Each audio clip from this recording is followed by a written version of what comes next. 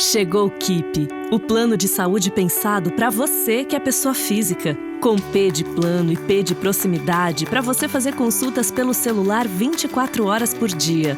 Que é plano e prevenção porque saúde a gente cuida todos os dias. É plano e profissionais integrados para cuidar de você por inteiro. Vem ser um Keeper. Acesse keepsaude.com.br. Keep, saúde inspirada em você. Uma empresa do Grupo Mint.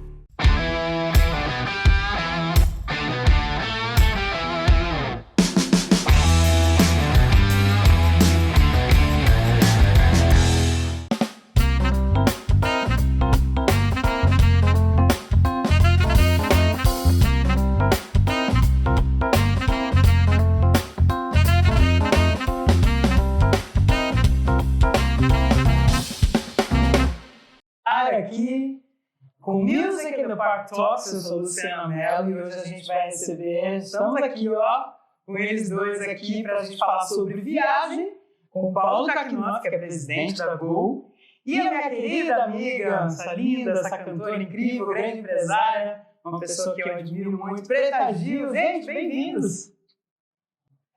Eba! Que maravilha! Cara, falar sobre música e viagem, né, Preta? Eu acho que o que a gente mais faz na vida é isso, né?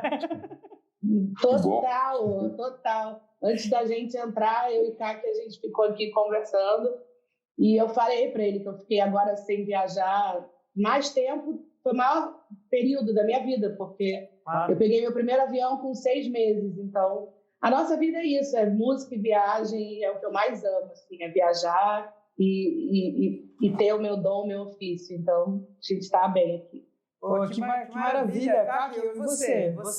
Eu ouvi dizer que você toca bateria. É raro? Se eu falar que eu toco... Não, olha, é violão e guitarra, mas se eu falar que eu toco, vai ser altamente ofensivo com os músicos de verdade. Eu fico lá, eu me divertindo pra caramba, mas nada que seja digno de audiência. Não, mas um dia a gente vai botar você pra tocar, porque as pessoas conhecem, né, sabe? Você é o presidente da Gol, tá de presidente, agora tocando bateria, eu quero ver, eu tocando violão, eu quero ver.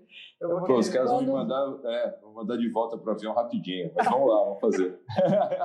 Quando voltar a festa da firma, pelo menos na festa da firma ele vai tocar. Não, essa festa já toca! Normalmente o lugar ideal para você deixar a sua dignidade guardada, assim, jogada fora, né? Você cruza a linha assim, em alta velocidade. Festa da firma vale tudo. Ô, cara, você como presidente da Gol, mas você viaja muito? Você é um cara que viaja muito ou você... Muito. E eu não sei o que veio primeiro, Lu, mas eu acho que... Trabalho como executivo já, estou com 46, né? Então desde os 23. O tipo de viagem que eu faço, eu acho até que vai, hoje, por força das circunstâncias, vai virar uma certa tendência, que é emendar uma viagem de trabalho com um lazer. Né? Então, um compromisso em algum lugar, numa quinta-feira, vou, trabalho quinta e sexta, e a família vai para me encontrar, ou viaja junto, né? E curtir o final de semana. Eu não me lembro, né, de ter tido férias de 30 dias, nunca, né? Isso nunca aconteceu, mas dá para emendar assim, uma semaninha, mas eu viajo muito, sempre viajei e combinando com o trabalho, né? Espera aí que agora eu não estou te ouvindo mais. E um lugar que você viajou assim foi inesquecível? Pode ser com a família, ou que você vai sempre, algum lugar que você gosta bastante assim? Olha, eu vou falar um que é simbólico agora, por conta de várias coisas, né? Mas eu estive recentemente no Pantanal. Foi a primeira vez que eu fui ao Pantanal, nunca tinha ido. Um lugar incrível chamado Refúgio Caimã. E um projeto lá de onças, né? Meu filho é maluco por bicho. E foi incrível. Eu não sei se é uma combinação de muito tempo sem poder fazer esse tipo de viagem, né? A família indo curtir o lazer. Ou se é porque a primeira viagem que eu fiz, a minha filha mais nova tem 3. Então, quando começou a pandemia, ela era pequena, de 1 ano. Mas foi a minha primeira viagem, assim, com família constituída. Não, eu faço muito isso, assim, eu viajo para trabalhar realmente com aquela agenda que você fica 24 horas na cidade, ou algumas vezes até menos, mas eu anoto e falo, eu vou voltar, porque é muito frustrante, assim. Você vai para Foz do Iguaçu, aí você vai fazer um show num hotel, aí você não tem como chegar na catarata. Você fala, como assim? É quase um pecado você ir para Salvador e não ir na Igreja do Bonfim. Isso, Salvador não é muito o meu caso, porque como é a minha segunda cidade, eu vou mais para ficar um tempo. Mas eu anoto os lugares, os destinos que eu quero voltar, que eu tive empatia assim, imediata. Mas é raro, é muito raro. Tem um lugar que todo mundo da minha equipe sabe, que quando eu vou para Trancoso, eu me recuso a ficar, porque normalmente assim, chega no dia, canta à noite, no dia seguinte eles pegam o voo mais cedo da Gol que tiver, 6 da manhã, e falam, já tem outra cidade, porque tem que cruzar o Brasil, né? Tinha, né? A gente está falando de passado, né? Infelizmente, isso vai voltar um dia. E eu tinha que sair de Trancoso e ir para Porto Alegre, sei lá, uma coisa, era tipo isso. E aí eu falo, gente, não, agora quando vocês marcarem show, para mim, Trancoso, me dá pelo menos 3 dias para eu curtir, porque eu acho realmente um pecado, assim. E na pandemia, eu viajei muito pouco, eu fiquei muito no Rio, na minha cidade, vim a São Paulo algumas vezes a trabalho, como eu estou agora, mas eu fui recentemente passar pela primeira vez meu aniversário em Salvador. Então, eu fazia muitos anos, eu não lembro nem quando eu tinha ido a Salvador, em agosto. E aí foi muito louco, porque Salvador, em agosto, é outra cidade. É uma cidade chuvosa, o tempo é mais fechado, venta muito. E a gente tem aquela imagem de Salvador do verão, que a minha vida inteira foi assim, né? Desde criança. Nasci no Rio, fui morar em Salvador pequena, depois eu passava o ano inteiro estudando, chegava no verão, eu ia para Salvador. Então, eu descobri uma Salvador nova, que eu não descobri, que eu não conhecia. Agora, há 2 semanas atrás, meu aniversário foi incrível, eu amei a Salvador chuvosa, a Salvador com vento, eu amei, é uma outra Salvador que eu descobri na pandemia e que eu vou voltar. Agora eu botei isso na cabeça, falei, agora eu vou querer todo ano passar meu aniversário em Salvador. Então, que interessante, né? Você que mora, quer dizer, mora no Rio, mas é sua segunda cidade. Exatamente por isso, né? A vida vai te jogando para uma rotina, né? Que você normalmente não quebrava. E a pandemia fez a gente quebrar toda, né? Tudo que a gente tinha pré-estabelecido, até isso, por exemplo. Aqui, curiosidade, assim, você já teve nesse astro do rock, o astro da música, nos seus voos, mas você já esteve junto com eles em algum momento? Já, mas olha, não foram nos voos, não. Eu tenho a sorte de ter um amigo que tem uma casa, aliás, algumas, né? Você também conheceu o Marco Tobal, né? O Júnior, ele tem o Espaço das Américas ali. Cara, e vira e mexe, eu tô enfurnado no backstage, né? E lá eu assisti a banda que eu mais gosto de todos os tempos, que é Midnight Oil, uma banda, eu nem sei se vocês curtem tanto, mas na minha adolescência, até hoje, é disparada a banda que eu mais ouvi. E nos últimos anos, os caras tiveram lá shows incríveis, né? Para quem gosta de rock, teve Bruce Springsteen, teve Talking Heads, New Order, né? E tô sempre lá me informando. Mas eu sou aquele tipo cachorro de apartamento, né? Eu sou super eufórico. Não, vamos lá, vamos ver. Mas quando chega perto, fico na minha, assim, não querendo atrapalhar ninguém, né? Só olhando ali. Eu tenho receio de incomodar. Não é Jet que vai atrás, né? Que vai fazer foto pra gente ver depois. Ô, Preta, e você nessa pandemia, como foi aí para você, né, a questão dos shows e as lives? Eu vi algumas, tuas também, mas a gente está acostumado, né, com essa coisa da viagem também, de sair um pouco, de pegar esse voo, até nessa loucura mesmo de não conhecer o lugar. Você falou de Foz do Iguaçu, eu tive a mesma experiência, cara, de ir até lá e não conseguir nas cataratas. Eu falei, cara, Muito frustrante.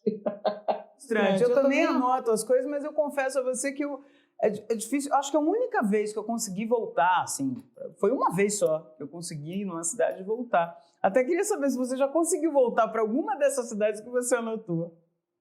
Eu voltei. Eu tenho um lugar que eu fui a trabalho. Eu fui fazer um trabalho nos Lençóis Maranhenses e eu fiquei completamente chocada com aquele lugar.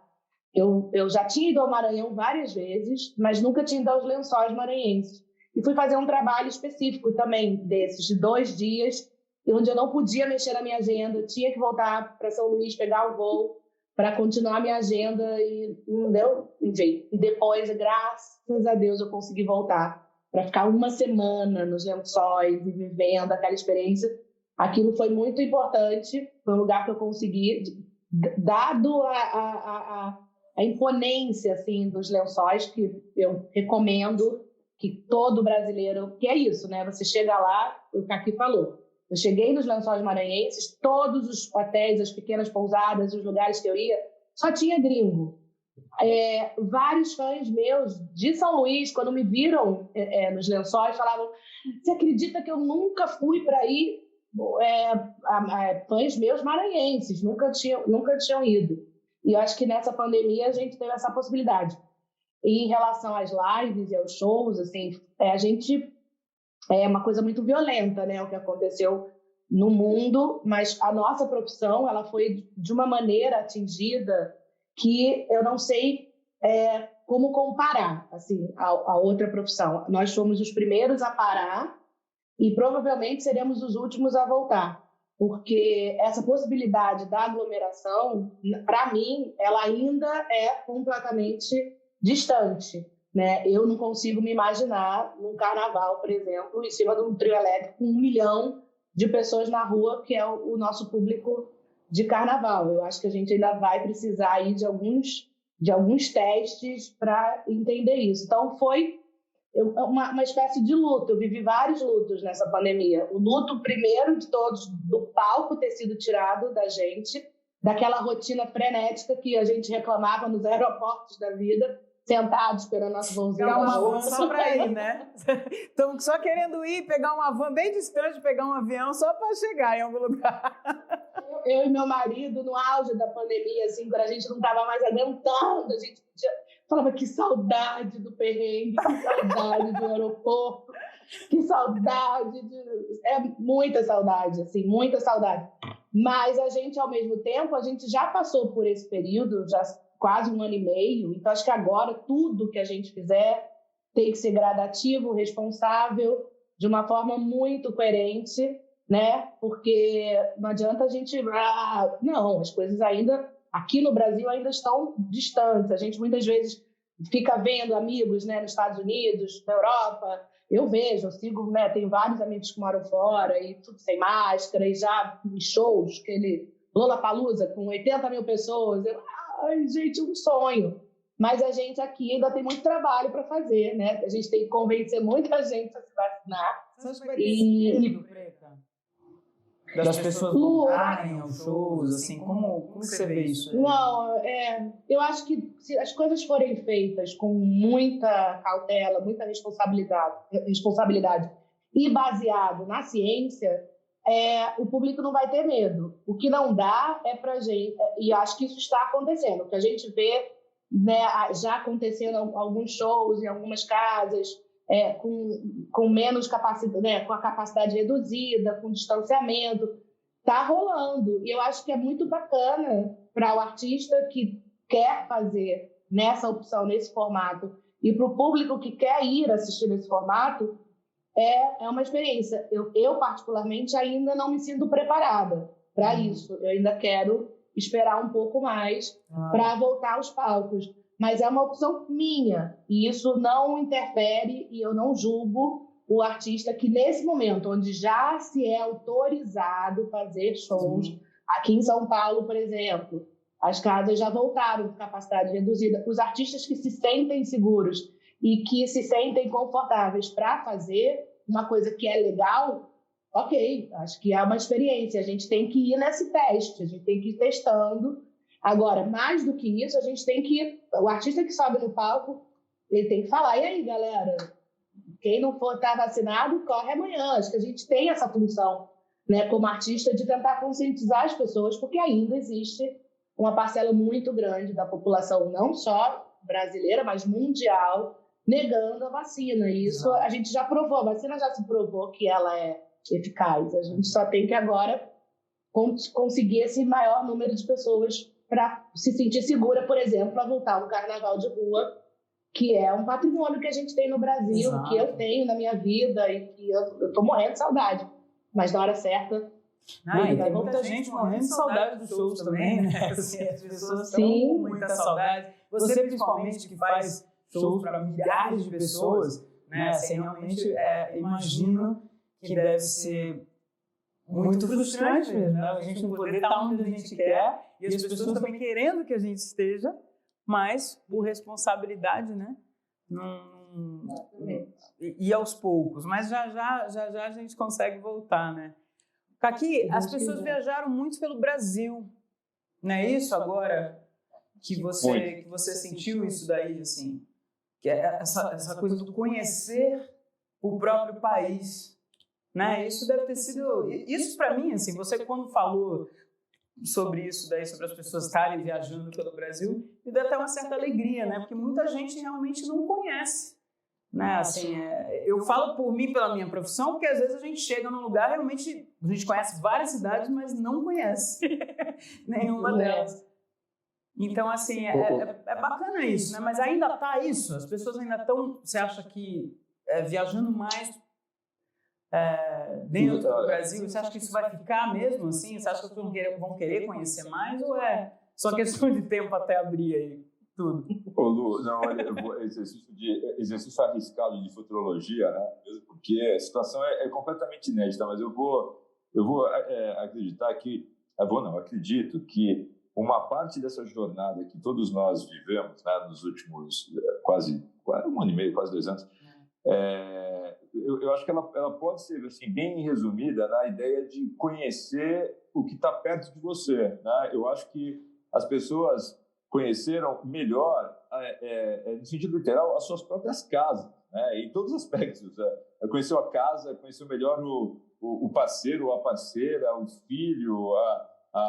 Nós somos simultaneamente, né, de uma certa forma, restritos, enclausurados num raio ali de mobilidade muito menor do que a gente estava acostumado, né, pela primeira vez na vida, e todo mundo que estava ao nosso redor sujeito a uma situação quase que um experimento, né? Um experimento psicológico, assim, todo mundo ali absolutamente fragilizado ou mais sensível. Então, a gente conheceu, foi quase como a oportunidade de viver nessa mesma vida um mundo que antes estava, aliás, o tempo todo ali ao nosso redor, e que a gente não enxergava, não experimentava, não vivia, né? Isso vai de cores a sabores, vai de música, né? Quanta gente que finalmente parou para ouvir coisas novas ou resgatar músicas antigas. Essa organização da casa, organização da vida, eu acho que é um negócio que veio realmente para ficar, né? Uma perspectiva diferente, aonde também continuando a me arriscar. Eu acho que nós teremos menos pessoas agora fazendo como eu fazia, vocês duas também, né, de anotar que lugar incrível que eu conheci por meia hora e vou voltar e nunca voltar.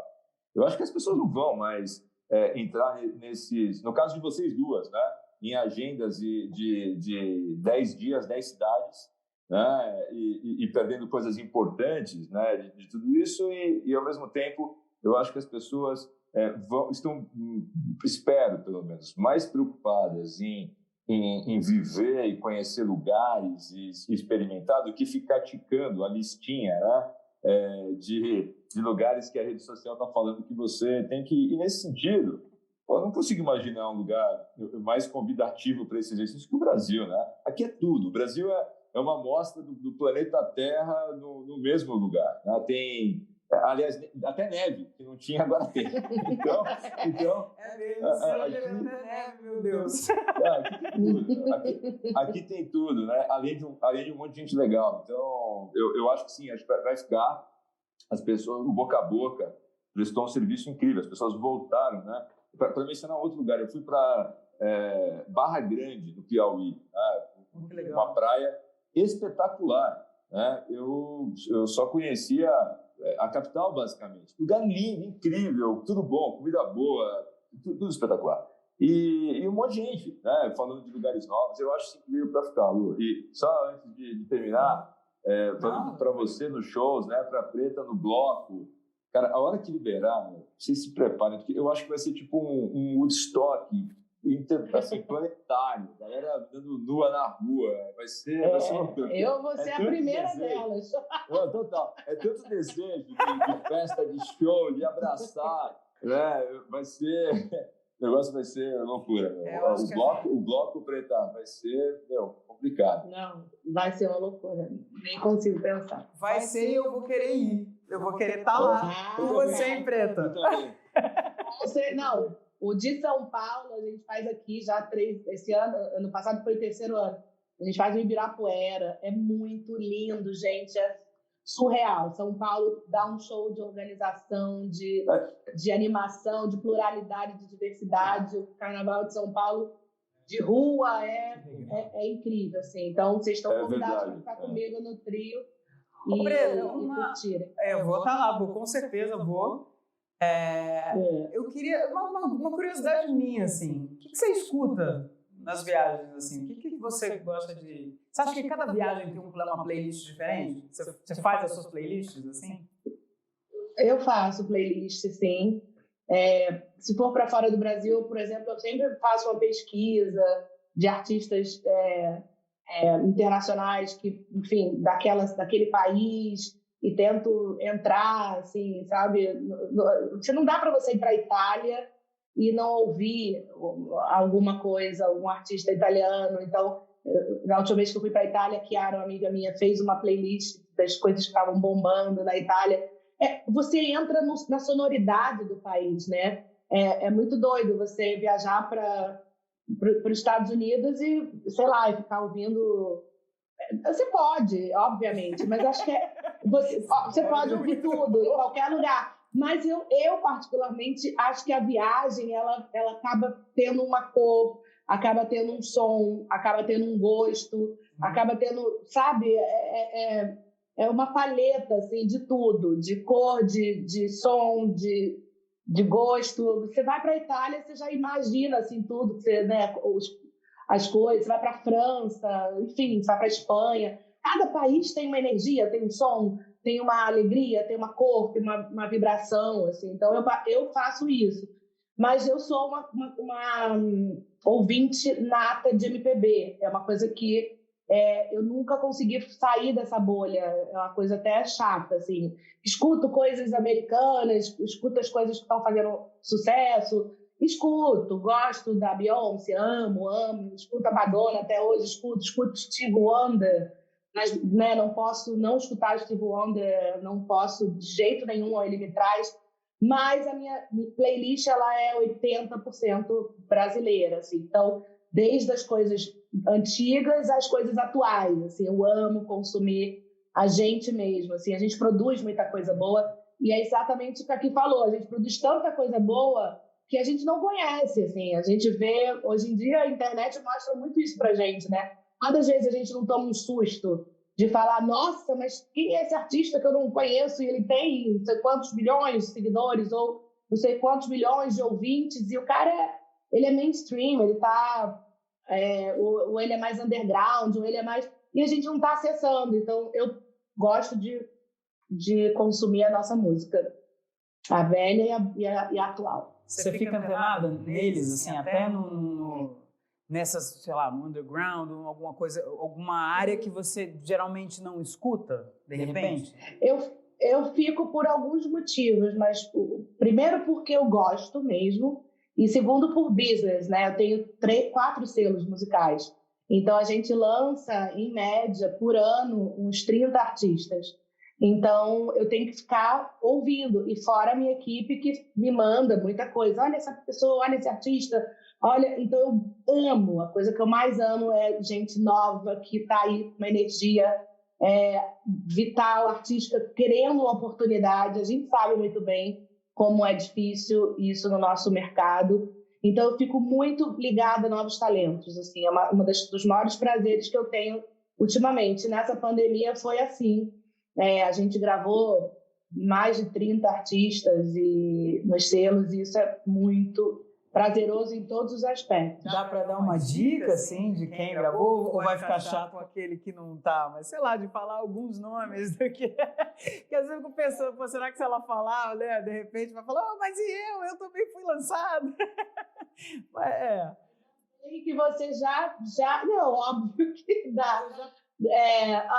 A gente, nem tudo que a gente lança, por mais que a gente enxergue valor, isso é uma coisa que a gente tem que aprender. Eu enxergo valor naquela pessoa, eu enxergo que ela tem um potencial, mas não necessariamente eu goste de ouvi-la no meu dia a dia. Isso são coisas diferentes, né?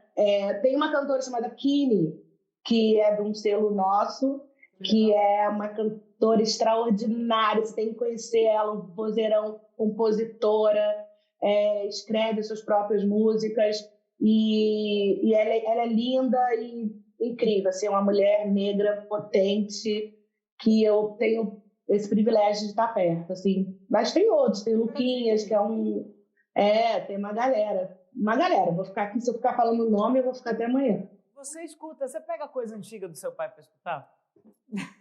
Todos os dias, que loucura, não sei se você é assim também com seu pai, mas eu todo dia eu escuto alguma coisa do meu pai, ou coisas antigas. Por exemplo, agora a gente regravou uma música chamada Pai e Mãe, uma música do meu pai chamada Pai e Mãe, que é uma regravação, e eu tinha muito tempo que eu não escutava essa música, e aí a gente gravou, eu fui buscar o original, aí fui atrás das regravações.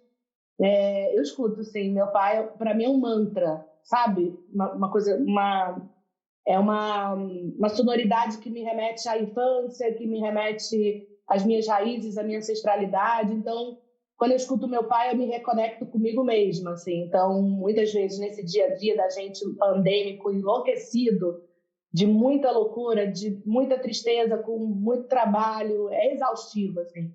Então, meu pai é meio mantra, assim, eu boto ele e eu me reconecto comigo mesmo. Casa, né? A gente consegue dar aquela... voltar para nossa casa quando escuta, né? Exatamente. Lembrar quem a gente é, de onde a gente veio. Aqui, você escuta música brasileira? Muito. De Geraldo Azevedo, Belchior, Cássia Eller, Simoninha, vocês. Agora vai aparecer gentileza gratuita, né? Feliz, gosto... Não, precisa sim, brincadeira. Essa você já sabia, né? E é bem amplo, assim. A adolescência foi anos 80, né? Então, pop rock anos 80, eu acho que talvez a maior parte da playlist. Mas minha família é muito musical e minha mãe ouvia muito Jamelão, Cartola, e isso ficou, né? Evidentemente, Chico, Gil, Caetano, a Santíssima Trindade, né? Tudo em casa, assim, em tudo quanto é lugar. Eu acho que e por sorte meu filho, o João, que vocês viram, ele adora, ele ama música e obviamente eu fico influenciando. A gente não estava ligado, o Kaki mostrou os 2 filhos dele aqui, e eu me lembro que a gente deu um bodyzinho do Fotografilhos para ele, né? Quando ele nasceu, e ele tá com quantos anos, meu Deus? 6, já tá com 6 anos, é um figuraça. E adora a música, então eu ouço muita música brasileira. E a Sol, Preta? A Sol é a coisa mais linda do mundo. De uma menina de 5 anos, coisa mais linda do mundo. E é isso, ela gosta de música também, ela? Eu vejo gente, não é que ela gosta de música. Ela é artista, gente. Ela já eu já falei pro Fran, me dá aí contrato para assinar com essa menina, vou lançar ela quando ela puder. vou botar ela no selo, na mais. Mas ela é muito musical. Meu pai e minha mãe falam que ela me lembra muito a mim quando eu era criança. Era daquelas que gosta de fazer showzinho particular para a família. Então ela pega a música que ela gosta, e essa geração, né? Na nossa época, minha do CAC, a gente botava o disquinho. Eu andava com uma vitrolinha e eu tinha os nossos LPs que eu botava para fazer. Depois veio o cassete, mas a gente tem a mesma idade, eu sou mais velha que ele, 1 ano. Hoje em dia é tudo aqui no telefone, já sabe mexer na televisão, já bota no YouTube, aí faz o showzinho, aí chama, e faz o TikTok, faz o não sei o quê. É uma coisa. Ela é uma salvação, assim, nessa pandemia, porque aquela criança espoleta ali dentro de casa o tempo todo não deixa ninguém ficar entediado, né? Não teve como eu ficar entediada, porque a gente praticamente mora juntos, que eu e meu filho, a gente está morando no mesmo prédio. Então, isso foi muito importante. E é um amor louco, assim. Vocês devem imaginar. Agora, a gente começa a entender mais as mães da gente, quando a gente é avó, daquele amor louco, daquela coisa toda de mimar, de estragar, de desautorizar você, né? Mãe, não dá doce para eles, que não é hora de doce. Eu sou essa que dou o doce na hora que não é para dar. Mas eu acho que toda avó é exatamente isso, né? Só vai entender quando for mesmo, né? Porque a gente fica, mãe, às vezes eu falo, mãe, mas por quê? Mas é isso, né? Ser avó é isso. Entendeu? É só... gente, compreendam melhor as avós. As avós são muito incompreendidas, a gente não fala tanto. E é verdade, sabia? A gente não fala muito. Até porque a avó é uma coisa que você fala, se ligava a avó à velhice, né? A uma fase já não produtiva da mulher, uma fase que a mulher só estava ali para ser avó. E não é mais isso, não é assim. Eu sou avó com 47 anos, a gente está aqui no auge. Assim, óbvio que também a avó também tem que se educar. Eu hoje estou num momento com a minha terapeuta de melhorar, para colaborar de uma forma melhor na educação da minha neta, querendo colaborar com meu filho e com a mãe dela, porque realmente eu dei uma atrapalhada, né? Essa coisa deles educar, e a avó ir lá e falar, pode pegar, pode assistir o YouTube, pode assistir não sei o quê. Mas é complicado. Então, né? Eu acho importante que você falou de... Ixi, não estou me ouvindo. Estão me ouvindo? Não, estamos. Vocês sumiram daqui para mim, agora voltaram. Mas é importante isso aí que você falou, né? De você estar falando com a sua terapeuta, para você também ajudar, você também saber que... Ainda mais que você disse aí que você mora no mesmo prédio, ou seja, você está sempre com a sua neta. Né? Então, assim, esse papel da educação, eu falo isso sempre também, porque eu, graças a Deus... tenho duas as avós dos meus filhos, da Nina e do Tony, são incríveis, ajudam super. Aliás, hoje eu estou aqui, a avó está lá com a Nina e com o Tony, né? Mas tem esse papel, né, Preta? Eu acho que também, ainda mais você que é super jovem, trabalha, mas está junto com a sua neta ali, né, o tempo inteiro. Então tem esse papel da educação, não é só o estragar, né? Então eu acho isso é importante que você falou, de cuidar disso. Né, de até falar sobre isso, para que outras avós também queiram, para poder ajudar, né?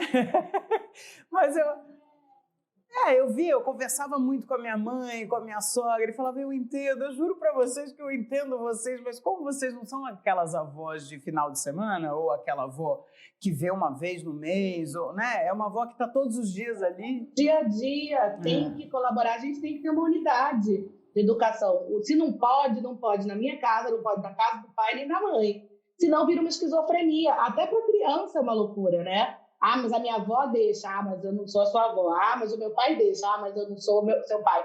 A gente tem que ter uma unidade. A gente tem conversado muito assim, lá em casa, para que a gente crie essa unidade para o bem, para a sanidade mental da Sol, assim, sabe? Para que ela também... E criança sabe jogar com isso, né? Quando você vê, tá 3 ali marionetes na mão da criança, manipulando os 3, assim. E a gente de bobo ali. Então, é mais do que é bom para todo mundo. Não, porque ela usa, né? Ela sabe o que um deixa, o que o outro deixa, o que o outro deixa. Então, ela vai fazendo um joguinho direitinho. E curtir a avó é muito legal, né? Lu, a Nina tá com quantos anos? Você que eu tô ouvindo? Acho que não. E agora acho que caiu, gente. Mas o Tony é parecido com a idade, porque o Tony tem 7. Então acho que foi essa época aí. O Tony tinha acabado de nasceu o seu filhote. A sua menina tem quanto tempo, cara? Então, a Gabi tem 3, e quando caiu a ligação aqui, eu ia te perguntar, a Nina está com quantos anos? Talvez está ouvindo a gente. Caindo. Eu estou ouvindo. Você está ouvindo, ouvindo a gente? Você está perguntando, Lu, quantos anos a Nina tem?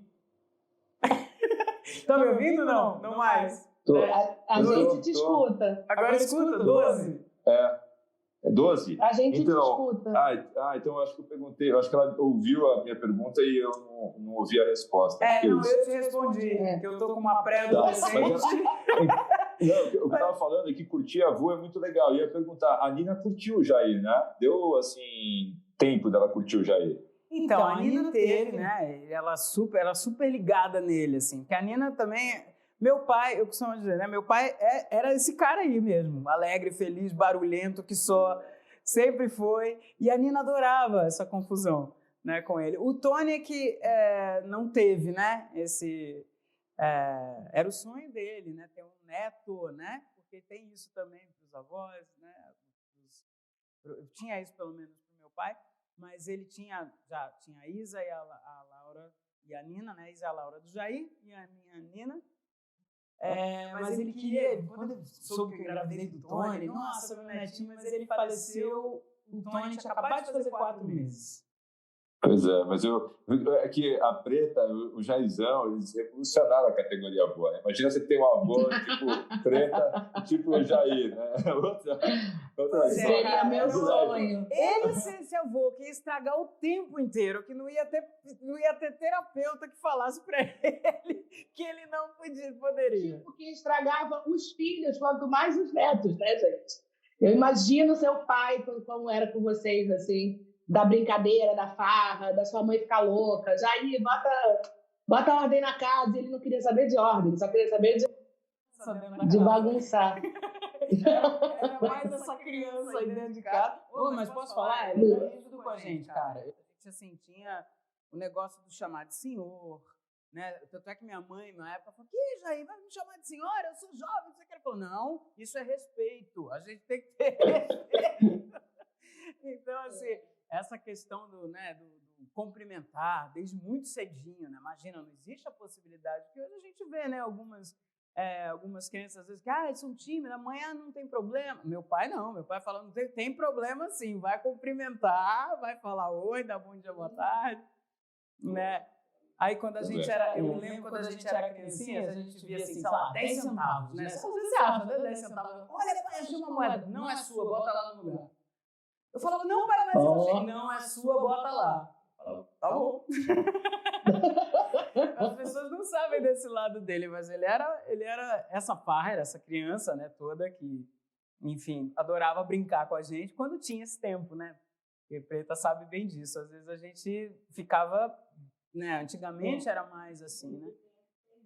Exato, a gente via, sei lá, 2 vezes no mês, alguma coisa assim. Né, que quando voltava para casa, depois de 20 e tantos dias viajando, eu ficava 3 dias em casa, voltava para a estrada de novo. Era mais estrada do que avião naquela época, mas tinha avião também bastante. Bem mais. Oi, gente, que maravilha conversar com vocês. Puxa, fiquei muito feliz aqui, eu tenho certeza que o pessoal adorou. Nosso primeiríssimo Music at the Park Talks, aqui com o Paulo Kakinoff, que é presidente da Google. Kakinoff, aliás, eu conheci você há um tempão, né? Conheci você trabalhava em outra empresa ainda. Lembra que a gente fez o projeto Você, o Simoninha, foi lá na época da Trama, que a gente conheceu na Volkswagen. Exatamente. A gente fez um projetão. A gente fez alguns, como é que é? O Salão do Automóvel juntos, foi muito legal. Shows, tinha um show no salão, ao vivo. O Nando Reis, uma galera, foi legal. E a Preta eu conheci até tarde, né, Preta? Porque, aliás, quando eu fui entrevistar seu pai para o documentário do meu pai, ele falou, puxa, contando as histórias, assim, de dentro que seu pai ia na casa da minha avó, né? E aí seu pai falando, eu tinha certeza que o seu pai queria exibir, era a mãe dele.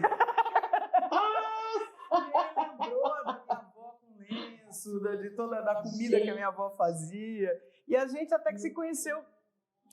Pois é, cara, eu fiquei impressionada com a memória dele. Eu te conheci primeiro, assim, porque antes de eu ser cantora, você já era. Então, eu comecei tarde a cantar.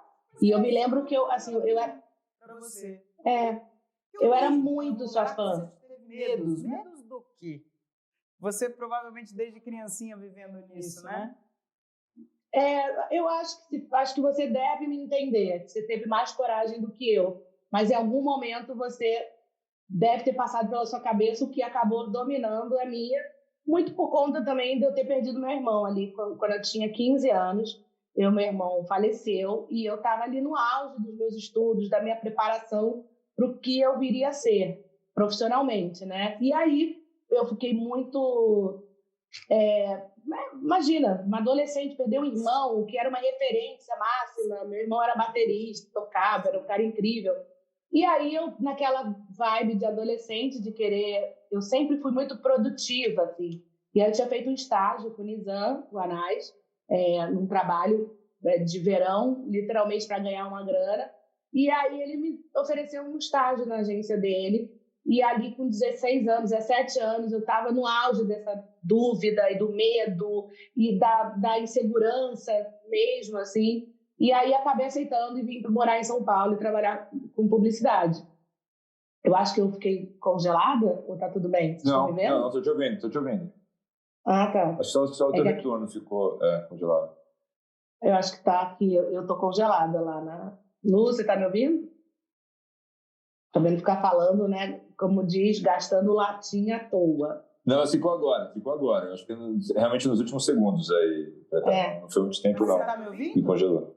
Eu tô te ouvindo agora. Você tá me ouvindo? Eu tô ouvindo, vi a história inteira. Eu tava Tá. Não, e aí eu vim morar em São Paulo, trabalhar com publicidade. Fiquei com 3 anos na DM9. Acabei abrindo minha própria produtora. E aí aquilo foi tomando a minha vida. A coisa do trabalho, da coisa de você... né? Eu tinha um filho pequeno para criar. E aí fui deixando, me distanciando da minha arte, do meu dom. Mas aí ali com 27 anos começou... Eu lembro que eu fiz um mapa astral e a astróloga falou para mim, vai vir o retorno de Saturno, você vai mudar de profissão. Falei, mudar de profissão? E aí juntava com os sonhos que eu tinha com meu irmão, os meus amigos me pressionando. Eu falei, eu vou aproveitar esse retorno de Saturno e vou realmente pegar minha mala e vou ser feliz. E aí eu comecei a cantar. E aí eu já era sua fã, já amava você. Tanto é que quando eu me lancei como cantora, eu também tinha um programa na Band, e você foi uma das primeiras convidadas que eu quis que fosse no programa. Você estava naquele auge de... Lembra? Você tinha os bailarinos, e você dançava, e eu ficava babando, assim, meu Deus! Mas depois a gente fez aquele show juntos em Campinas, que eu me lembro que eu falava, gente, eu conheço a Preta como uma grande empresária, publicitária, enfim. E que foi muito legal também, eu acho, né, Preta, pensando nisso, assim, porque hoje você é uma grande empresária também. Então, quer dizer, conhecer esses dois lados talvez tenha até definido o teu viés da carreira hoje, não? Eu acho que sim. Não, a minha carreira, ela sempre foi empreendida por mim mesma, né? Acho que o primeiro contrato que eu tive foi com uma gravadora, mas ali na gravadora eu já tinha que fazer as coisas, eu tinha que correr atrás, e eu sempre fui essa pessoa. Então, assim, eu mesma fazia meu videoclipe, eu me conectava, eu corria atrás de patrocínio, eu ligava para o fulano, eu ligava para o ciclano. Eu sempre fui essa pessoa de botar energia na minha carreira. Numa dada hora, eu comecei a fazer isso pelos outros, pelos amigos, assim, mas do jeito que eu sempre fiz quando eu era criança, quando eu ia no show dos Paralamas no Canecão e queria levar minhas amigas à escola, que não conhecia. Eu sempre gostei de fazer ponte entre as pessoas. E aí eu comecei a fazer isso muito de uma maneira amadora, assim, por amor, por carinho. Olha, conheci uma cantora aqui, olha, você tem que conhecer. Aí botava, aí juntava as pessoas, aí ajudava.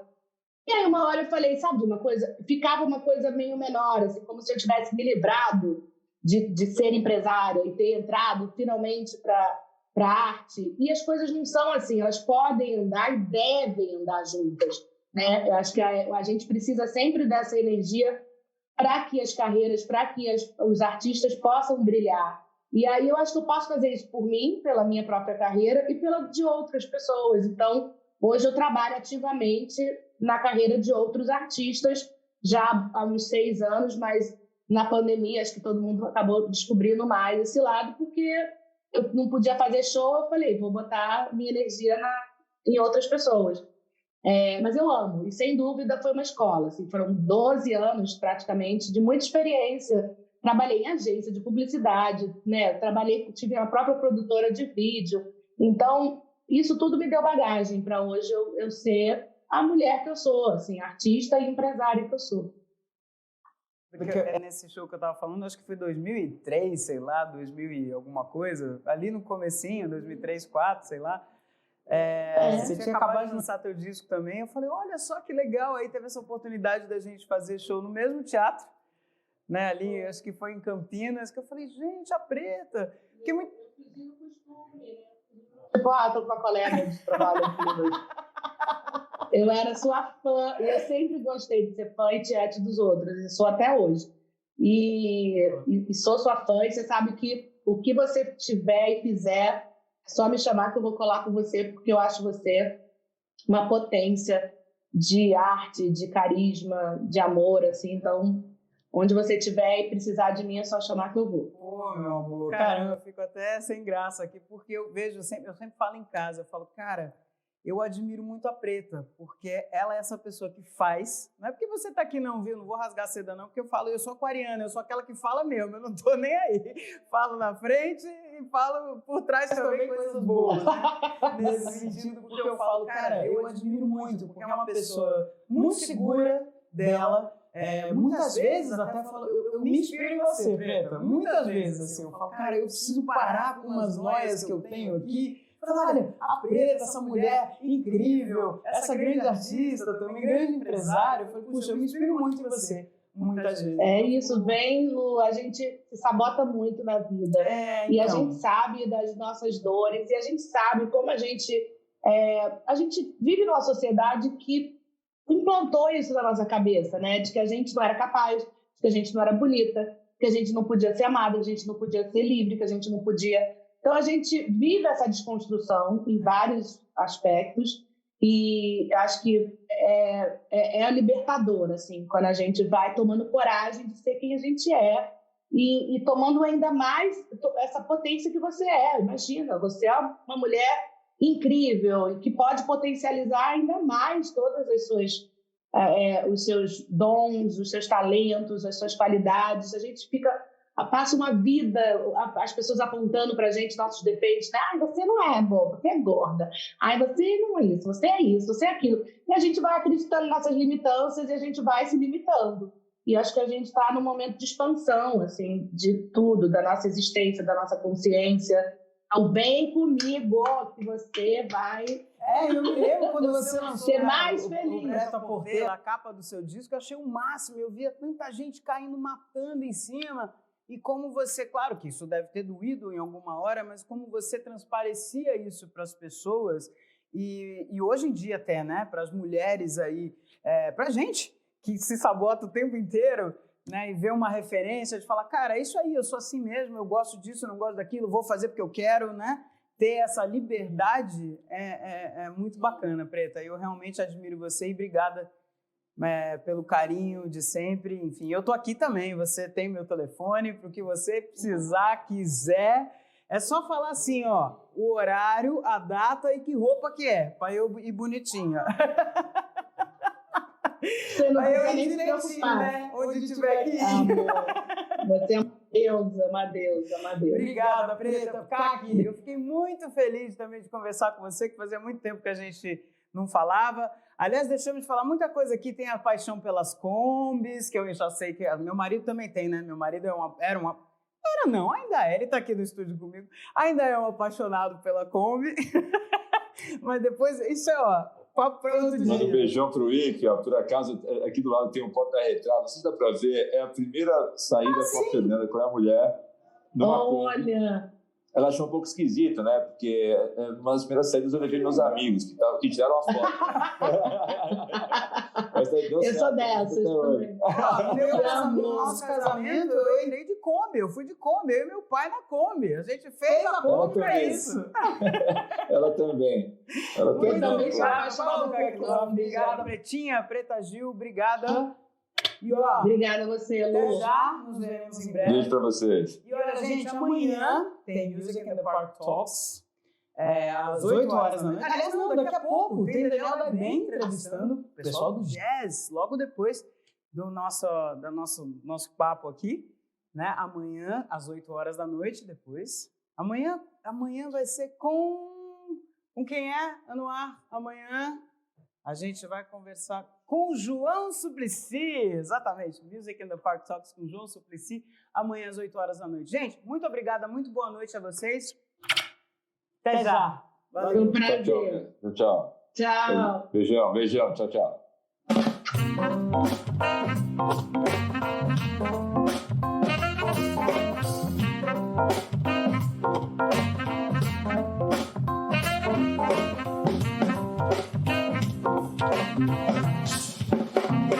Chegou o Keep, o plano de saúde pensado para você que é pessoa física. Com P de plano e P de proximidade para você fazer consultas pelo celular 24 horas por dia.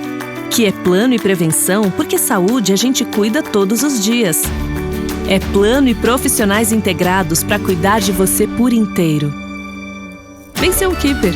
Acesse keepsaude.com.br. Keep, saúde inspirada em você. Uma empresa do Grupo Mint.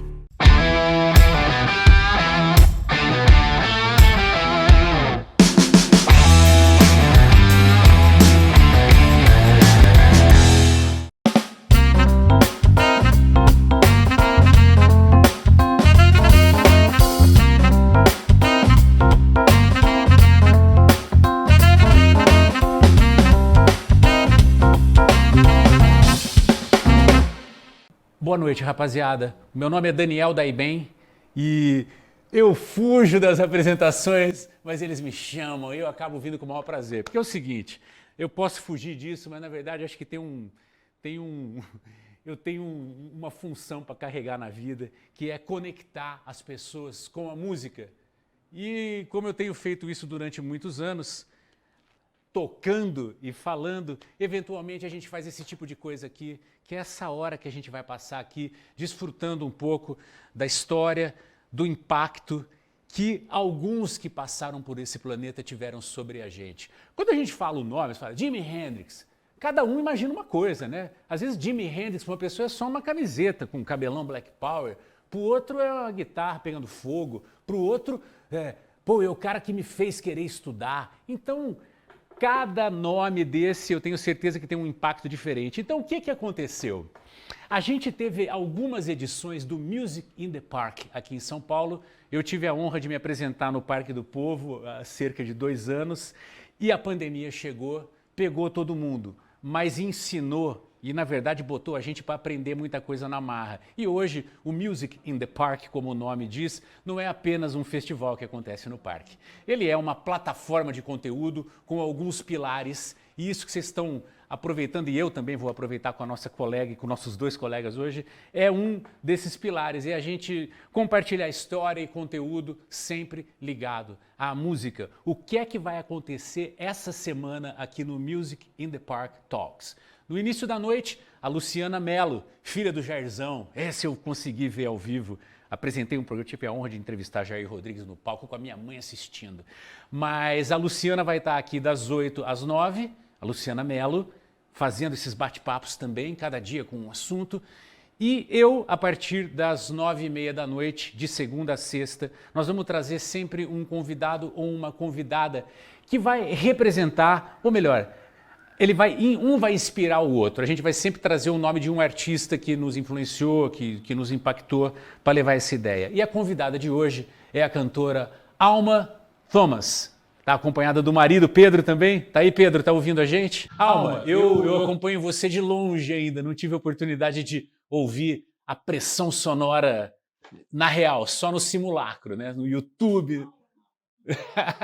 E não vejo a hora. E eu tenho muita curiosidade, assim, porque você nasceu aonde? Eu sou nova-iorquina de nascença. Eu fui criada em Nova York. Eu falo que minha infância, minha adolescência foi em Nova York. Então, foi uma delícia. É uma ilha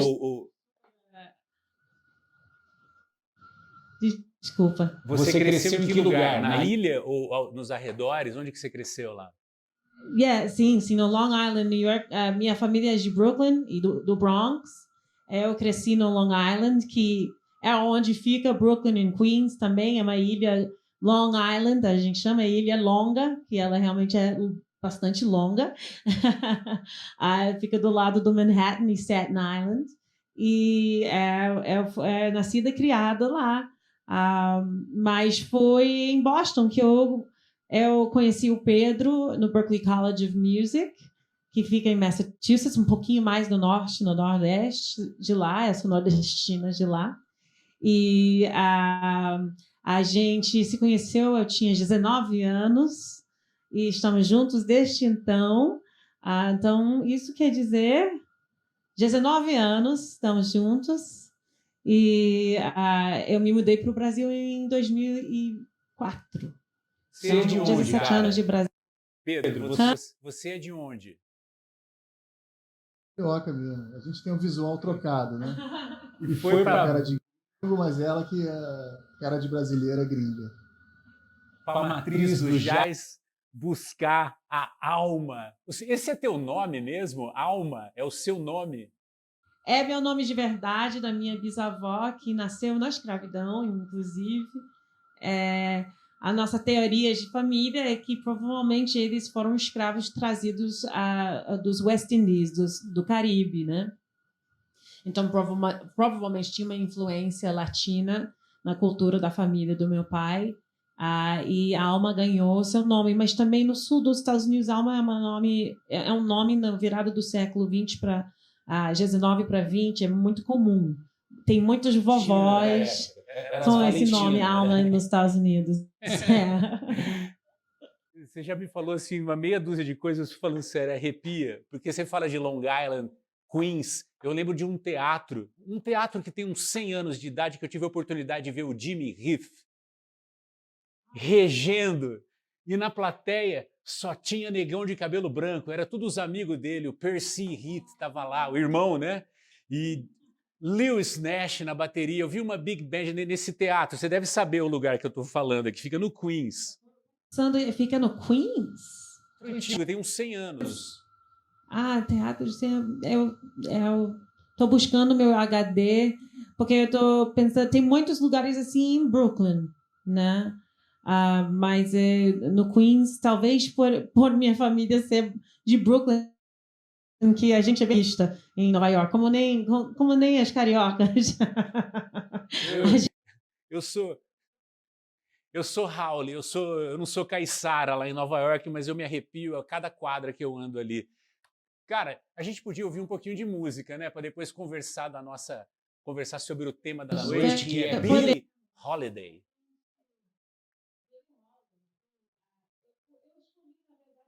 Como a gente está nessa pandemia, eu fiz vários trabalhos que eu também tenho um tributo, que é um resgate da Nina Simone, né?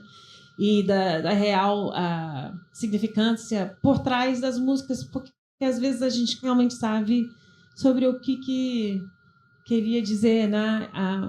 Então a gente vai começar, eu acho, com a música mais importante na carreira da Billie Holiday. Ela cantou pela primeira vez em 1939, num lugar chamado Café Society, em Nova York, que foi a primeira clube de jazz integrada de Nova York, porque, para quem também não sabe, as clubes de jazz, tinha clubes de jazz só para branco e só para negro, né? Então, eu achei muito importante nesse momento que a gente vive um mundo meio 51% contra 49%, falar sobre uma época nos Estados Unidos que a gente estava vivendo um levantamento civil, e o nome da música é Strange Fruit.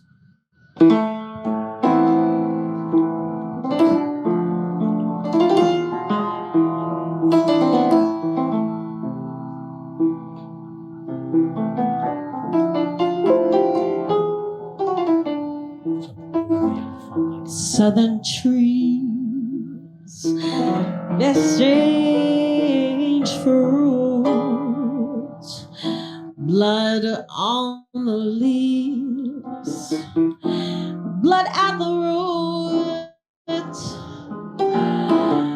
black bodies swinging in the southern breeze, strange fruit hanging from the blood trees.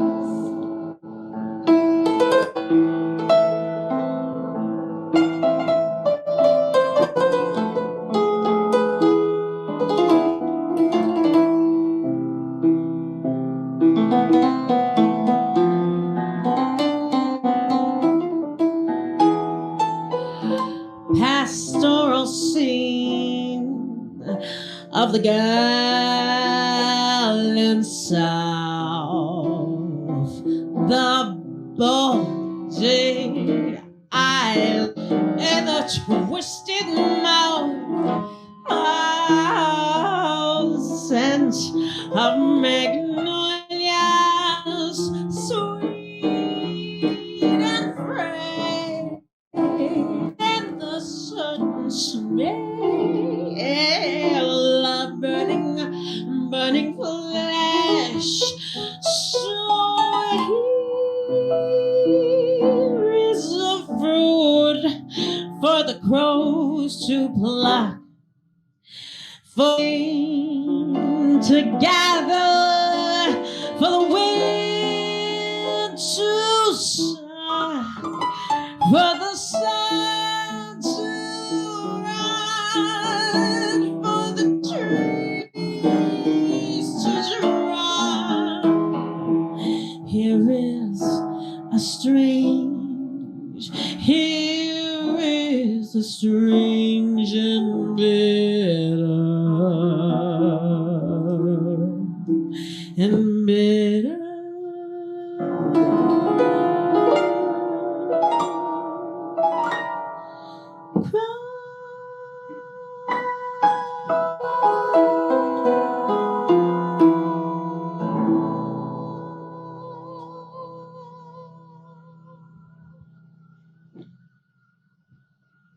Para quem conectou agora, esse é o Music in the Park Talks. A gente tem uma semana inteira de assunto aqui, de papo, reflexão também, porque isso que a alma contou, eu falo contou porque quando a gente canta, a gente conta uma história utilizando melodia e ritmo. Eu falo para os meus alunos, eu falo, com uma música, se essa música estiver embasada na linguagem do jazz, você pode estudar uma música só que você já estudou todas. Essa música, ela, por exemplo, ela tem um acorde menor que é tristíssimo. E você mandou uma nona no final. Faz para ela o tom de novo.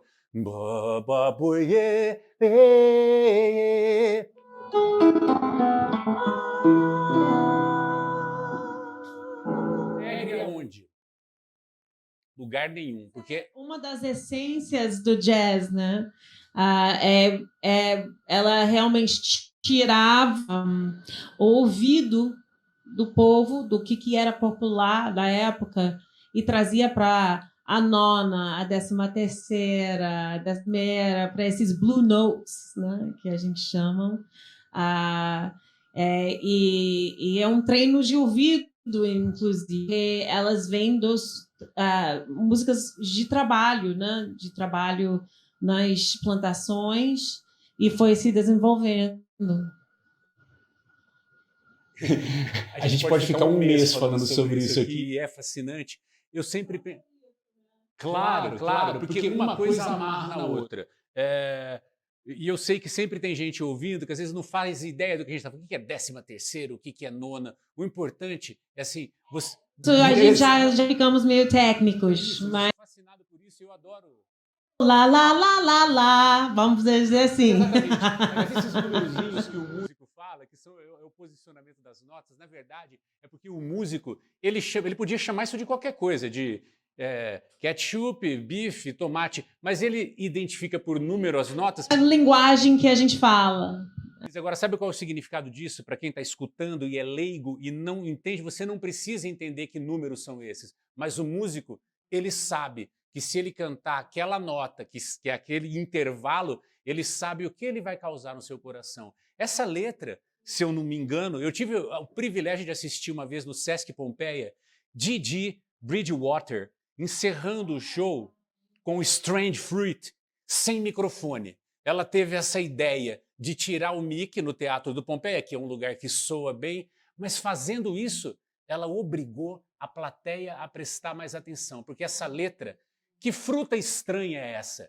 Essa letra é um poema, não era uma música, ela nasceu como um poema. E a Billie Holiday, acho que foi a primeira pessoa que gravou isso, né?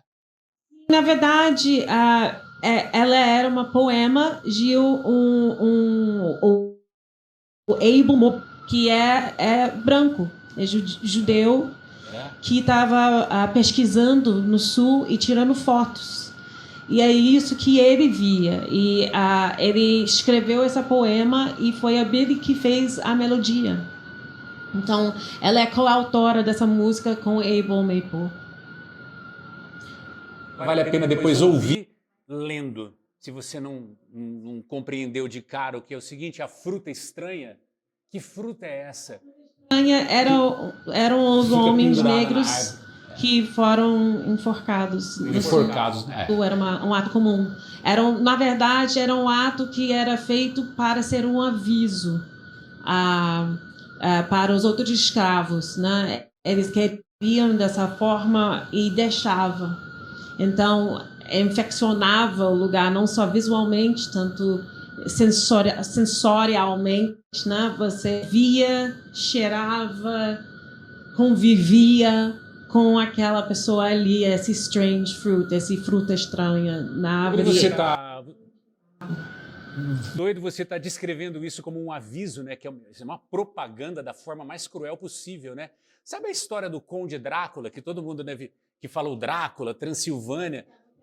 Não pode ser, é tão surreal para não ser de verdade, mas é verdade. Não é verdade. Mas sabe que o que se conta depois virou o Drácula, na verdade esse cara existiu, que era um conde, era a mesma pessoa daquela região que se chamava Transilvânia, que o cara também, bicho, ele entrou para invadir a área, pendurou todo mundo em volta, que ele matou em volta dos arredores para deixar esse aviso, para entrar aqui.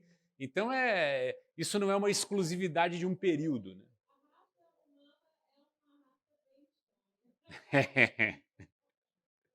Exatamente.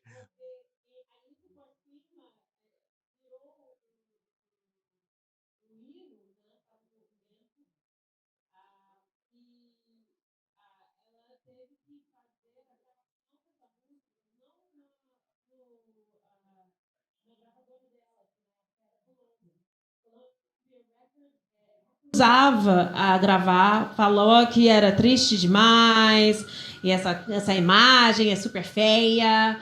Então ela gravou no Commodore, contra contrato dela com a Columbia Records. Ela queria que tivesse registro, porque como todos nós como músicos, a gente sabe que a vida roda rápido e vai para o próximo show e a gente esquece do assunto. Então para ela era muito importante gravar a música, ter um registro gravado e Columbia se Então ela gravou no Commodore a primeira gravação dessa música.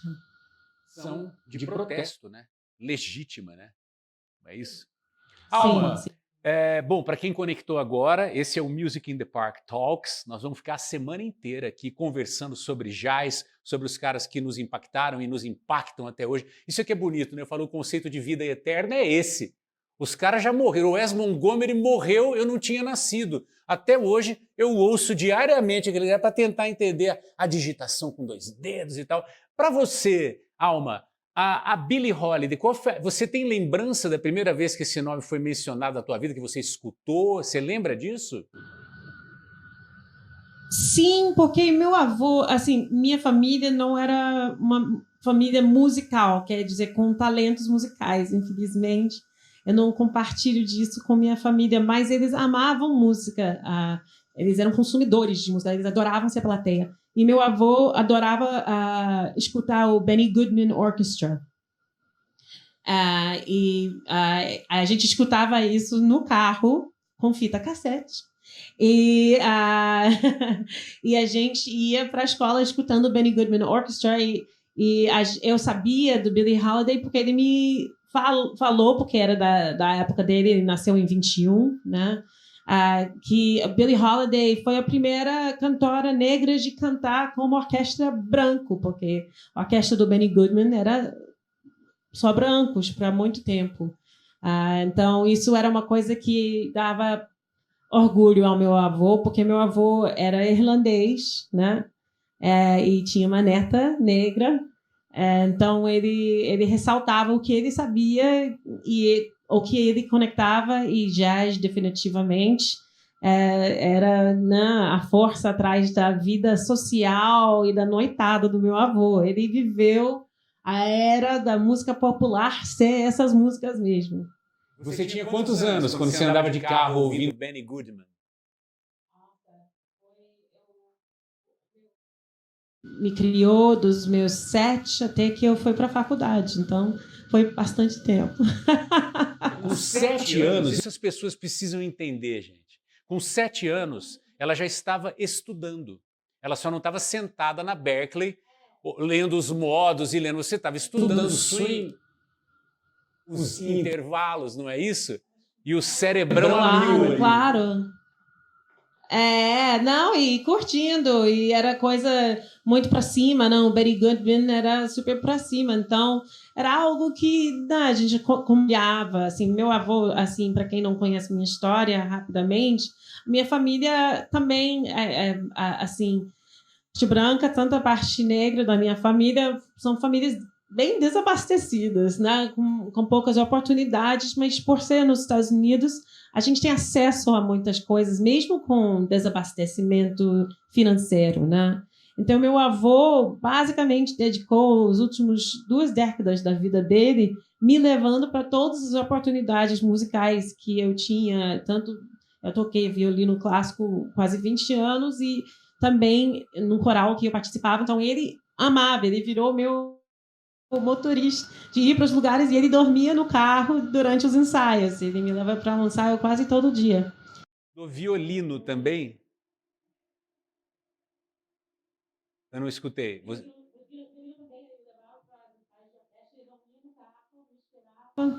Me levava para casa. E ele foi a força atrás das últimas décadas da vida dele, era ser meu parceiro em crime. Estudou, considerando a voz como um instrumento também, 2 instrumentos que não tem o chaveamento muito claro, né? Você tem que afinar no ouvido, né? Muito bonito isso. A gente quer falar, são temperados, né? A voz. E o piano também, violino, viola, violoncelo, baixo acústico, são instrumentos temperados, né? A gente está sempre em busca de timbragem e afinação, que é infinitos. Quem toca violão brasileiro também e clássico sofre com as mesmas doenças que nós, que é obsessão com afinação. Tem a teoria que não existe um piano afinado, não existe um violão afinado, né, cara? Não tem, né? Não existe. Se fosse totalmente afinado, seria horrível. É um bicho. Tem que lidar com o bicho. Aproveitando esse gancho da eloquência musical, né, que você falou aí, do seu aprendizado e tudo que não termina nunca, né? A gente está sempre começando. O que a Billie Holiday, musicalmente mesmo, a desenvoltura dela como cantora, no que ela te ajudou, te orientou? Eu falo orientou escutando os discos, né? O que você percebe nela que chegou para você? Como musicina, eu tive muitas oportunidades de estudo, então o que fica mais claro para mim é que o registro dela com Sarah Vaughan, Ella Fitzgerald, Dinah Washington, era muito pequena. Ela não é o mesmo tipo de extensão que as outras cantoras. Ela também não se colocava na posição de improvisar, fazer improvisação vocal, mas ela se dedicava muito a modificar as melodias de músicas conhecidas, e essa era a expressão dela. Então, para mim, Billie Holiday, como nem a Ella Fitzgerald, é um instrumento diferente. Ela sabia que tinha um timbre fora do comum. Você ia reconhecer a voz dela em qualquer canto, em 2 segundos, né? Reconhecimento instantâneo. Não uma voz facilmente imitável também, né? Não é padrão mesmo. Então, ela é um instrumento que tinha aquele registro dela, e ela fez de tudo com esse instrumento que, por acaso, tinha um registro pequeno em relação a outras contemporâneas dela. E ela tinha um pouco de um rancorzinho, se você lê entrevistas, porque pessoas, não cantores de música, na época que tinha muito disso, comparava ela com as outras, mas para quê? Para ela, na visão dela, para que comparar? Eu não sou elas, e elas não sou eu, também não. Então, para mim, como cantora, tipo, se eu perco parte do meu registro porque eu fiquei doente, em vez de eu ficar aflito, eu tento revirar minha cabeça e falar, não, eu tô com um novo instrumento. Como eu vou fazer esse show hoje à noite com esse novo instrumento que eu tenho aqui, que não tem essas notas agora?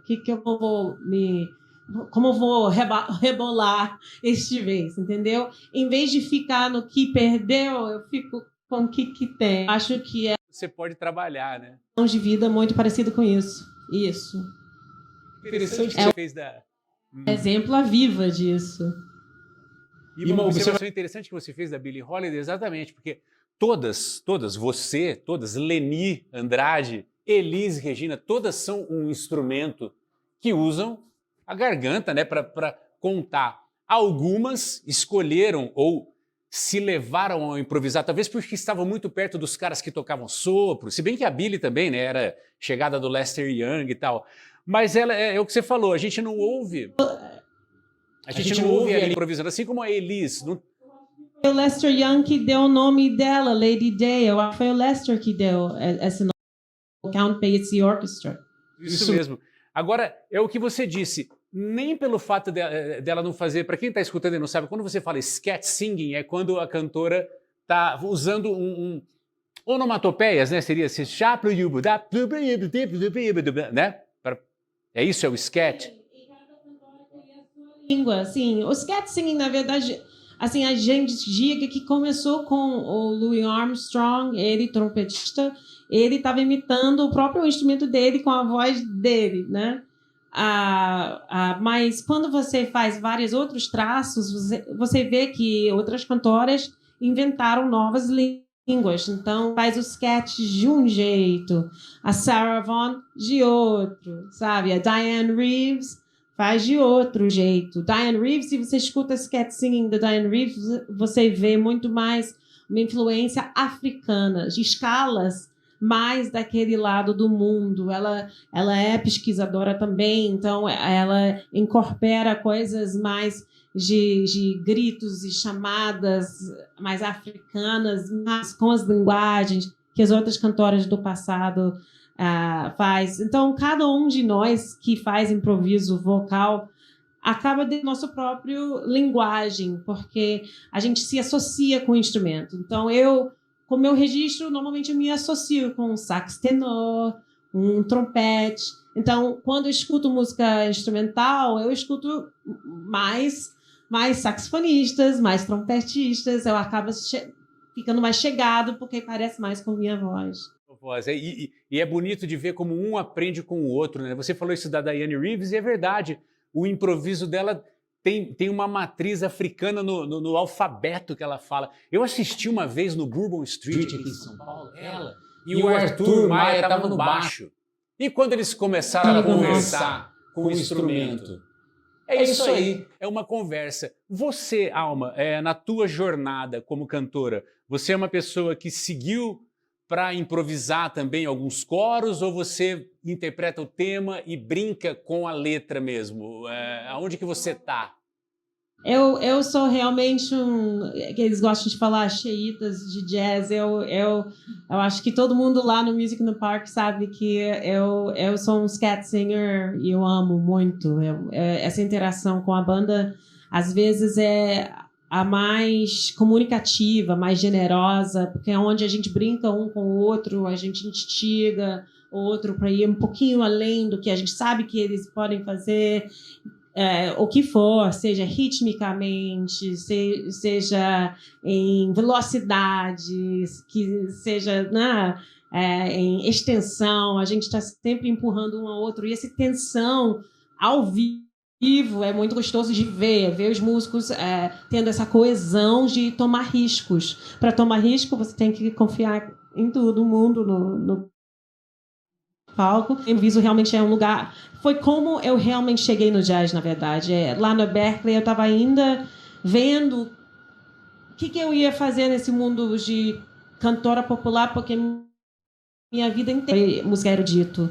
Então, lá pelos meus 19 anos, eu estava um pouco frustrado e meu último semestre na Berklee, eu achei um professor que ministrava uma aula que eu não podia fazer parte porque eu era cantora e era uma aula sobre improviso.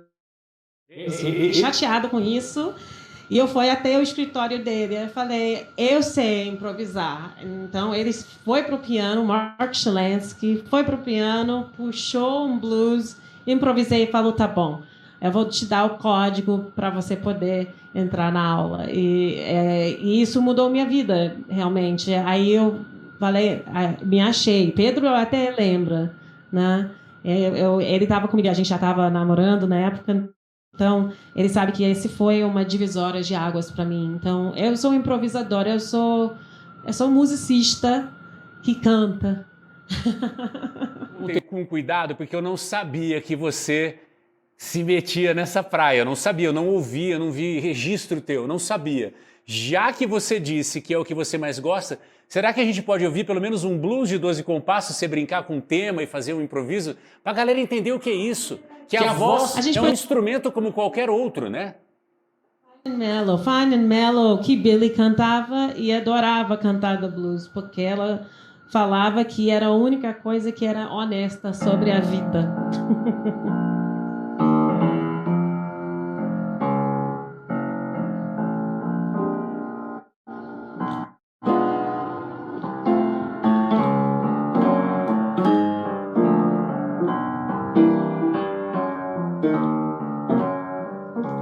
My man don't love me, treats me oh so mean. My man don't love me, treats me awful mean. He's the lowest man that I've ever seen. He's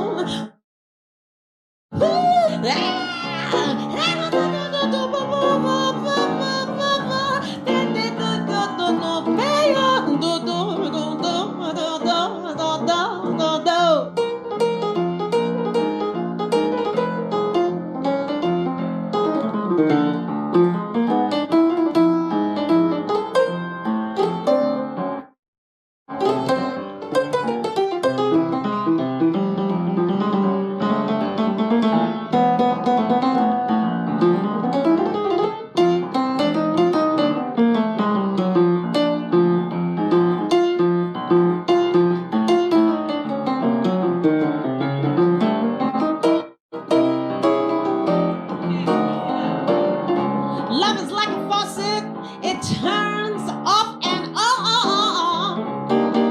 Love is like a faucet, it turns off and on. Sometimes when you think it's on, baby, it's on and gone, yeah.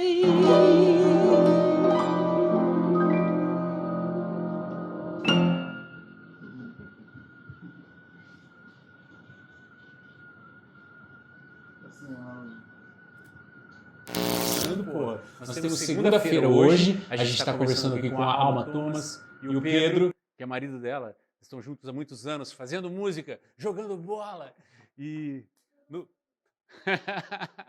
no fervo. Assim, nós vamos ter a semana inteira, cara. Eu vou ter o privilégio aqui, estou conversando com você, de falar com alguns amigos, com o Ari Borger. Com o Ari a gente vai falar sobre Ray Charles, não é isso? Tem o Leandro Leães, que é um cara... Ele deu uma canja no meu show há uns 4 anos e eu não sabia que o cara manja de Louis Armstrong. Ele é um pianista que gosta de Louis Armstrong. Nós vamos levar esse papo, então vai ser diariamente aqui no Music in the Park Talks, no site do Music in the Park. Pode ficar ligado no meu Instagram, lá no Daniel Daiben, que eu vou postando os horários, as atrações. E o papo hoje é Billie Holiday. Mais do que a pessoa, que eu falo, quando a pessoa se transforma numa ideia, né? Uma ideia, um projeto, né? É uma coisa, né? Não é uma pessoa, ela é um conjunto de coisas. Você já cantou hoje aqui uma canção de protesto, que é Strange Fruit, que é um poema de protesto que fala, para quem não estava ligado ainda, é uma letra da Pesada, que era um poema que falava que frutas são essas aí, em cima da árvore. Na verdade, eram os negros enforcados, sangrando no sul dos Estados Unidos. Então, tinha um recado ali. Alma acabou de tocar com o Pedro um blues, onde ela cumpriu um papel de instrumentista, como ela disse. Ela é uma musicista que canta. Vocês compreendem isso? Alma, se o marido dela bater um acorde ali, ela sabe se é maior, se é menor. Se ele fizer uma progressão, ela fala, agora ele obrigatoriamente ele vai para tal lugar. Então, velho, por isso que os caras brincam, é até ofensivo entre os músicos, tem uma coisa assim, fulano é canário. Que o cara fala que é canário porque ele canta bonito, mas ele não sabe o que é a música. Agora tem cantor que é músico. Essa é uma delas. Como é que é? E tem bastante. E tem bastante. E no Brasil a gente tem... Eles não são tão desbocados que eu, mas tem bastante. E no Brasil a gente tem, eu tive o privilégio de passar tardes com ela e apresentar o programa junto, que é a Leni, né? Leni Andrade. Eu também já teve o privilégio, em março de 2018, a gente fez um show com ela em Oléria, chamada, eu acho que era a Samba no Jazz, ou Jazz no Samba. A gente fez lá no Sesc Pompeia. Com ela. Que maravilha. Nós três, foi um grande privilégio. Ela contou muitas histórias, foi algo muito... Billie, claro que é uma outra proporção, até porque, gente, a gente tem que, não é prestigiar, mas a gente tem que usufruir dessas pessoas enquanto elas estão vivas também. Leni, quando perguntam, mas todo mundo morreu, não, Leni Andrade está vacinada e viva, esperando a hora de voltar para o palco, não é isso? Vivaça, vivaça. E ela conta o seguinte, que ela aprendeu a fazer isso que a Alma faz, e o Sérgio Mendes, que era um pianista na época, né, que estava no Brasil ainda, ele chegava, mas isso aí você ouviu Ella Fitzgerald, você ouviu Sarah Vaughan? Ela fala, não senhor, eu aprendi a fazer isso ouvindo Dolores Duran. Então esses nomes que a gente vai citando aqui, vocês vão anotando, bicho. Johnny Alves, grande amigo dela, Johnny. O que é esse papo aqui? É para enriquecer. Depois vocês botam no YouTube, todos esses nomes que nós falamos, Leni Andrade, Dolores Duran, Billie Holiday, a letra de Strange Fruit. Olha quanta coisa a gente pode usufruir de hoje até a atração de amanhã. Eu quero que você fique à vontade agora, vocês, para tocarem alguma coisa que vocês estão afim. Pode ter a ver com Billie Holiday ou não ter, porque ela vai estar na gente de qualquer maneira, né? Acho muito importante, né, que mesmo que a Billie, ela nos deixou com 44 apenas. Eu acho isso importante destacar, que ela foi vítima de propaganda sobre drogas. Na época, né, da luta contra drogas nos Estados Unidos, eles usaram a imagem dela, a fama dela para ser a poster girl. Ela foi perseguida mesmo, e ela não parou. E ela também é compositora, diferente do que muitos intérpretes. Então, eu gostaria de cantar uma música dela chamada God Bless the Child, que finalmente ganhou um Grammy em 1976.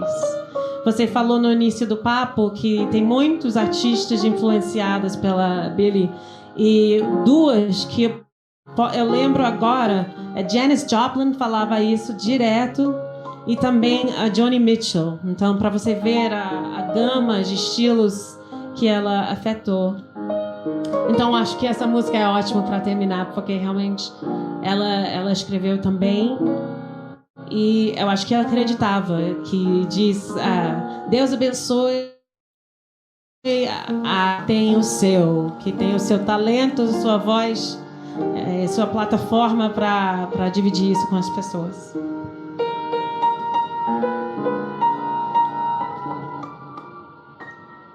Them that's got shall get, them that's not shall lose. So the Bible says, and it still is news. Mama may have, and Papa may have, but God bless the child that's got his own, that's got his own.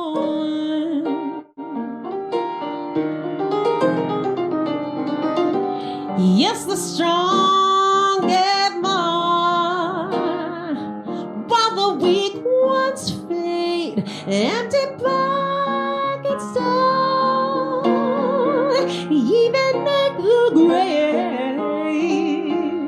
Mama may have, Papa may have, but God bless the child that's got his own, that's got his own.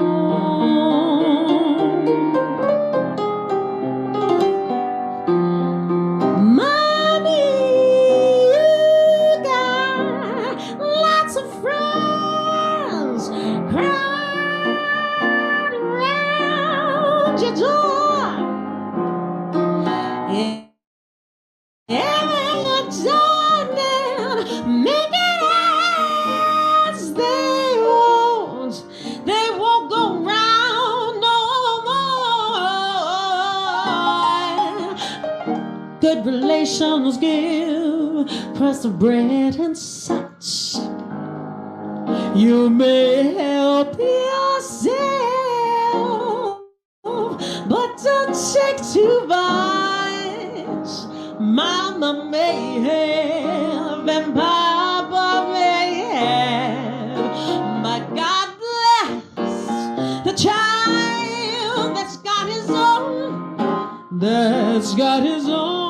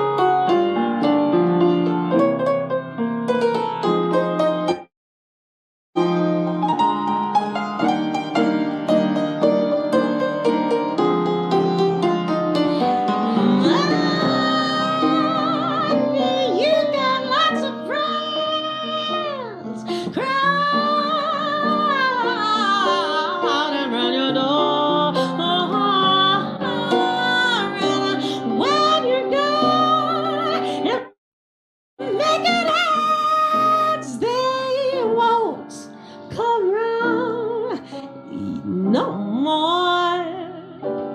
Good relations give crust of bread and such. You can help yourself,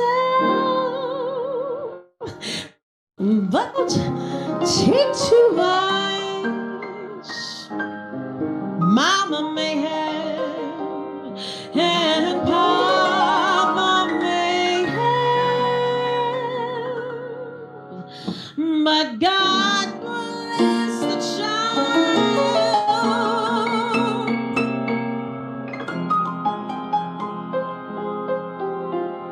God bless the child.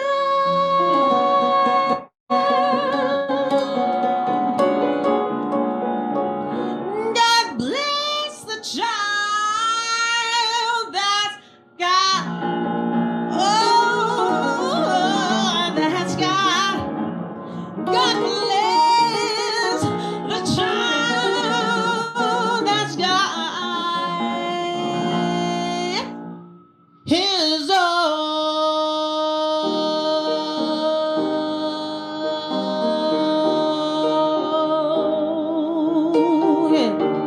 His own. His own.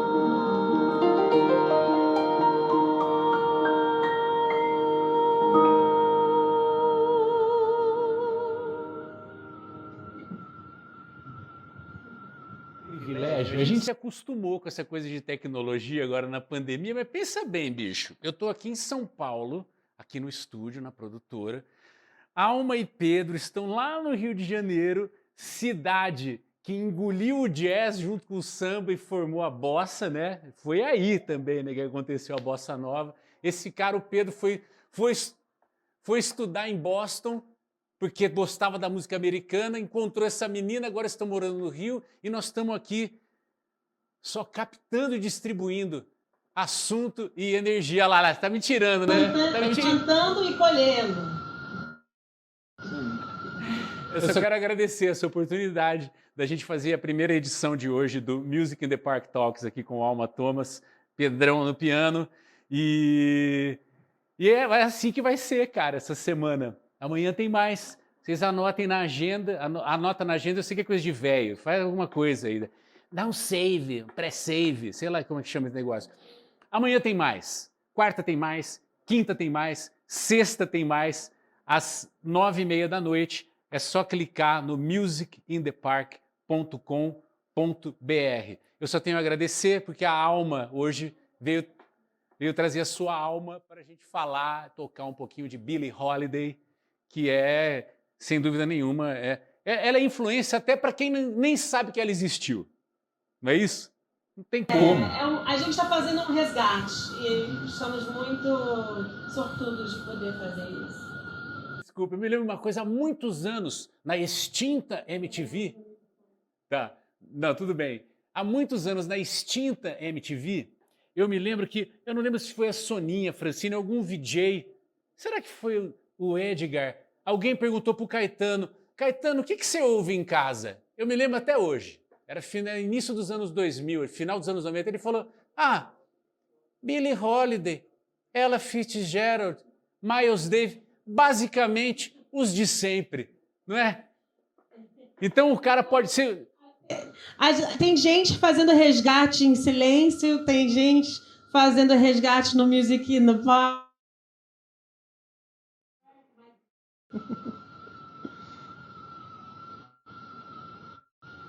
Se vocês puderem fazer mais uma, não sei se vocês estão me ouvindo ainda, quiser fazer mais uma para encerrar, vai ser uma alegria. Tá bom?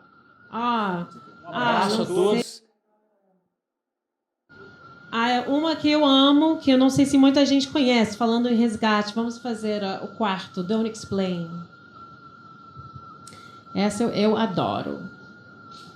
Balada, né? A balada que tem um pouco de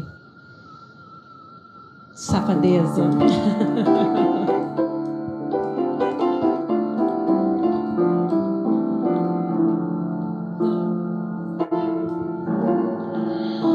Hush now, don't explain. I know I'm glad you're here back again. I'm glad you're back. Don't explain.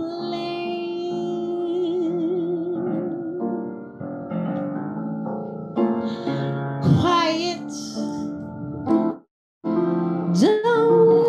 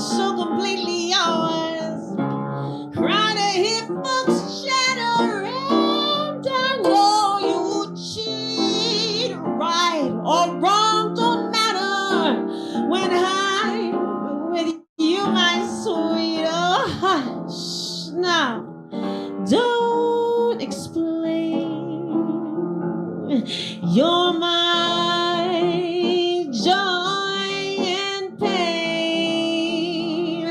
Our lives, yours, love, don't explain.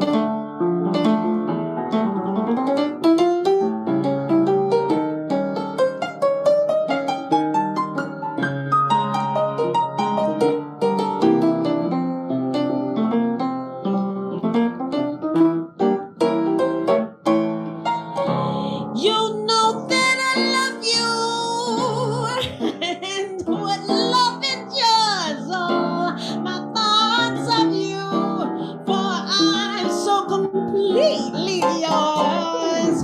Cry to hear folks chatter, and I know you cheat, but right or wrong don't matter when you're with me, my sweet. Oh, hush. Now to explain, you're my joy and pain. My life's yours, love, do.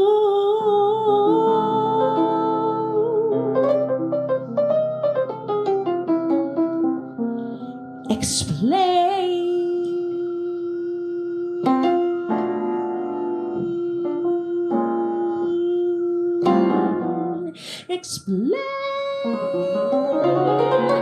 Just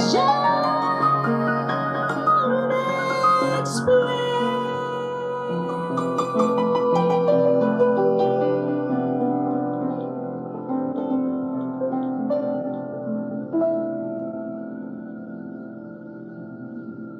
Lindo demais. Obrigado, Pedro. Obrigado, Alma Thomas, a nossa convidada de hoje, nessa primeira edição do Music in the Park Talks.